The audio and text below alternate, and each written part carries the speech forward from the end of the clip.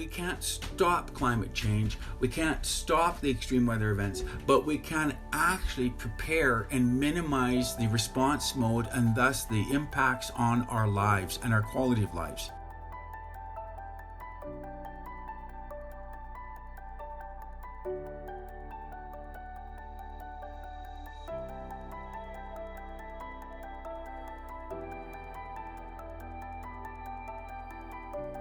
If we're going to move towards an alternative future where we're not so reliant on oil and gas and forestry and all these extractive industries, we're going to have to start changing how we think. We are looking back to how we used to live on the land. So that's part of the reason why we're going back to the fish camp at Klinse-Za.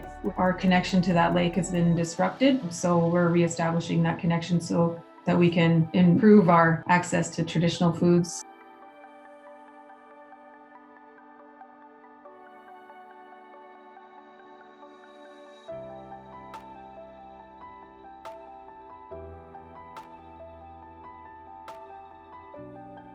Reestablishing fish camp at this lake is important, not only for climate adaptation, but also for rebuilding and healing our community.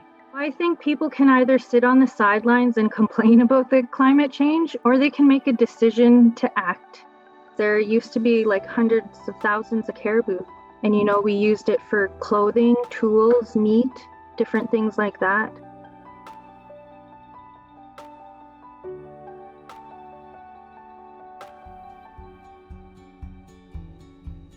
As a result of our efforts, through a combination of predator control, maternal penning, deactivation and restoration of industrial sites, the nations now manage and operate the only successful caribou recovery program in Canada.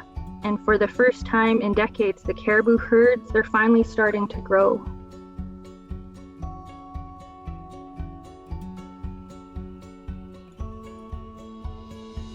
For 8,000 years, my traditional territory had the resources, and as a result, we were able to harvest meats, fruits, and vegetables 24/7, 365. So we lived in a land of plenty and abundance.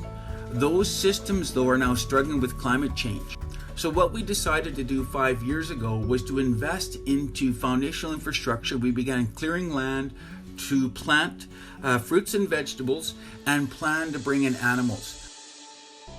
Growing up, my family was really connected to the salmon, so my community is a fishing community. And given that we moved around a little bit when I was growing up, it was always nice to come home back to our traditional territory and be able to participate in the salmon harvest.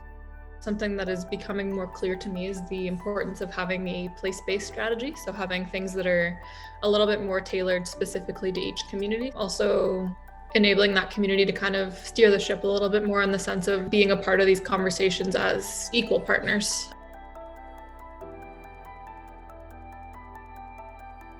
Four years ago, the nation made a decision to make a difference and act. This decision gave Saulteaux First Nations an opportunity to demonstrate how improving the climate also contributes to improving the economy by attracting investment, creating training, employment and contracting opportunities for our members and the surrounding non-Indigenous communities.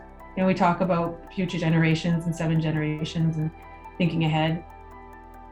We need to, if we're going to be making decisions that affect future generations, we need to start making better decisions. As an elected leader today, my mandate is to ensure that my children and grandchildren have the same as, if not more. But that's precisely how we managed land and resources for 8,000 years. So I believe that what humanity has done, humanity can undo. It does require a collective conscious decision. For any community out there, look out your window.